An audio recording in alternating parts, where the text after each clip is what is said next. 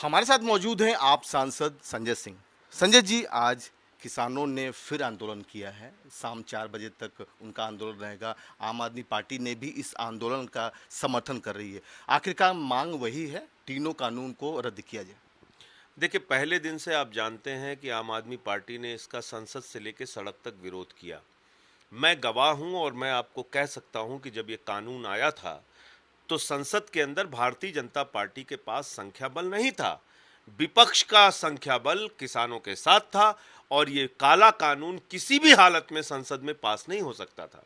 लेकिन अपने पूंजीपति मित्रों के लिए जबरन लोकतंत्र का गला घोट के, संसद का गला घोट के ये काला कानून पास कराया गया। उसके बाद से लगातार किसान आंदोलन पर हैं। 10 महीने से ज्यादा का वक्त हो चुका है। किसान 700 से ज्यादा आत्महत्या कर चुके हैं, अपनी जान दे चुके हैं। लेकिन एक ऐसी तानाशाह और निर्दयी सरकार इस देश में है, बड़े अफसोस और पीड़ा के साथ कहना पड़ रहा है कि हमारे किसानों की शहादत को ध्यान देने के बजाय, उनके मुद्दों का समाधान करने के बजाय उनको कभी मवाली कहते हैं, कभी गुंडा कहते हैं, कभी पाकिस्तानी कहते हैं, कभी खालिस्तानी कहते हैं, कभी आतंकवादी कहते हैं, कभी कटीले तार उनके सामने लगा देते हैं। ये क्या रवैया है आपका अपने ही देश के अन्नदाता के प्रति? आप चाइना का बॉर्डर बना रहे हैं उनके सामने। वो कोई दुश्मन देश के नागरिक हैं क्या? आप कह रहे हैं वार्ता से, फोन से, एक फोन की दूरी पर हम हैं। भाई 10 महीने में आपको एक फोन करने की फुर्सत नहीं मिली, अपने ही देश के किसानों से बातचीत करने की फुर्सत नहीं मिली। किसान की पीड़ा को एक लाइनों में मैं व्यक्त करूंगा कि पीर पर्वत बन चुकी है, अब पिघलनी चाहिए। फिर हिमालय से कोई गंगा निकलनी चाहिए। सिर्फ हंगामा खड़ा करना मेरा मकसद नहीं, मेरी कोशिश है कि यह सूरत बदलनी चाहिए। इस मुल्क का किसान, इस देश के करोड़ों अन्नदाता मांग कर रहे हैं मोदी जी से कि अब आप हमारे हालात को, हमारे सूरत को बदलिए और ये तीनों काला कानून वापस लीजिए। क्या है इस कानून में? कभी कोई चर्चा करता है इस पे? हजारों लाखों एकड़ जमीन किसानों की चंद पूंजीपतियों को कॉन्ट्रैक्ट फार्मिंग के नाम पे दी जाएगी। वो मनमाने ढंग से वहां पर फसल की पैदावार करेंगे। आपको क्या जरूरत है, नहीं जरूरत है, इसकी चिंता किए बगैर वो फसल पैदा करेंगे और जो पैदावार होगी उसको वो बड़े बड़े कोल्ड स्टोरेज में रखेंगे। जब बाजार में उन सामानों की कमी आ जाएगी तो महंगे दामों पर बेचेंगे। ये है ये कानून। अब उन किसानों की जमीन जो पूंजीपति लेंगे उनसे उनको वापस मिल पाएगी उनकी जमीन? आप मुझे बताइए जरा कि अगर बड़े बड़े स्टोरेज में असीमित भंडारण की छूट मिल गई तो इसका मतलब महंगाई की छूट, कालाबाजारी की छूट, जमाखोरी की छूट।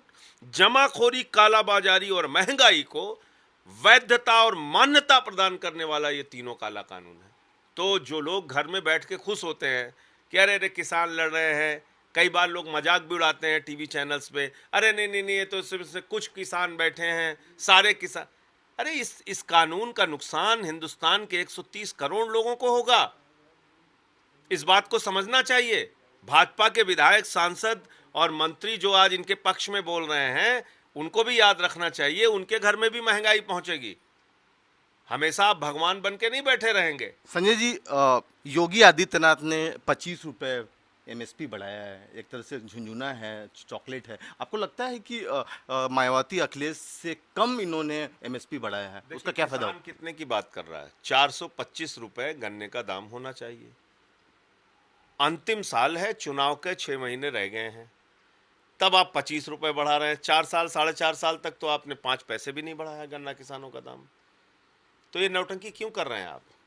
क्या किसान इस बात को समझ नहीं रहा है? और एक एक किसान का पैसा 3-3, 4-4 साल से बकाया है। गन्ने का 10-12 हजार करोड़ रुपए किसानों का बकाया है। वो पैसा कब देंगे आप? उसका भुगतान कब करेंगे? धान का पैसा देते नहीं, गेहूं का पैसा देते नहीं, आलू का दाम मिलता नहीं, दाल का दाम मिलता नहीं, गन्ने का दाम। आप खाली उनको प्रताड़ित करने के लिए हैं, गालियां देने के लिए हैं।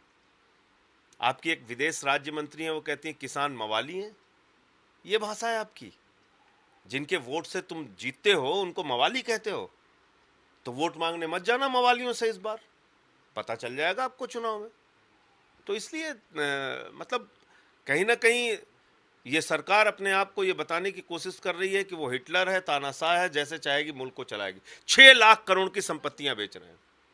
रेल बेच रहे हैं, सेल बेच रहे हैं, सड़क बेच रहे हैं, बिजली बेच रहे हैं, पानी बेच रहे हैं, कोल बेच रहे हैं, एयरपोर्ट बेच रहे हैं, पोर्ट बेच रहे हैं, बैंक बेच रहे हैं, एलआईसी बेच रहे हैं, बीपीसीएल बेच रहे हैं, पूरा हिंदुस्तान बेच रहे हैं। कोई बोलने वाला है इनसे?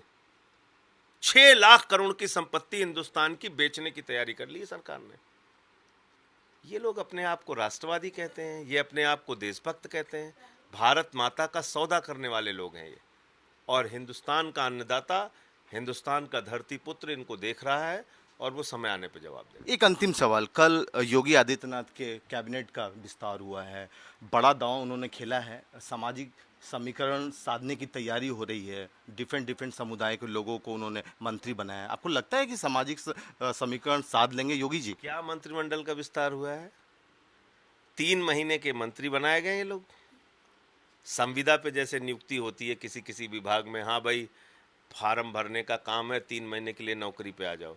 3 महीने तो मंत्री को पता चलने में लग जाएगा कि उसको करना क्या है, और दिसंबर जनवरी में आचार संहिता लग जाएगी। फिर ये क्या करेंगे बेचारे? ये माननीय लोग कहां जाएंगे? तो चुनाव के ठीक 3 महीने पहले संविदा नियुक्ति के लिए आपको दलित और पिछड़ा क्यों याद आता है भाई? केंद्र में आपने बनाया, एक भी केंद्रीय मंत्री नहीं बनाया, कहते हैं हमने दलितों पिछड़ों को भागीदारी दे दी। वहां संविदा की नियुक्ति की 6 महीने की। आदित्यनाथ जी ने कहा चलो भाई मोदी जी तुमने 6 महीने की नियुक्ति दी है, हम 3 महीने की देते हैं। उन्होंने 3 महीने की दे दी और कह रहे हैं दलितों पिछड़ों के लिए बड़ा काम कर दिया। अरे हाथरस का कांड लोग भूल जाएंगे, संजीत यादव का अपहरण और हत्या भूल जाएंगे, जयप्रकाश पाल की हत्या और अपहरण भूल जाएंगे। आपने उत्तर प्रदेश में दलितों और पिछड़ों का उत्पीड़न किया, शोषण किया, उनकी हत्याएं हुई, बलात्कार की घटनाएं हुई, और 3 महीने के लिए आप इनको मंत्री बना के मूर्ख बना रहे हैं। तो ये संविदा नियुक्ति है 3 महीने के लिए मंत्रियों की, और इससे ज्यादा कुछ भी नहीं है। संविदा मंत्रिमंडल विस्तार है आदित्यनाथ जी का ये, और ये दलितों को पिछड़ों को अपमानित करने का कार्य है। आपको इनकी याद क्यों नहीं आई 4.5 साल में?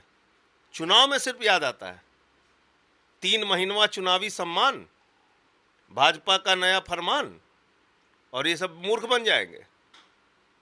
आपसे बात करने के लिए शुक्रिया। कैमरामैन राहुल के साथ पुष्कल, भारत समाचार, दिल्ली।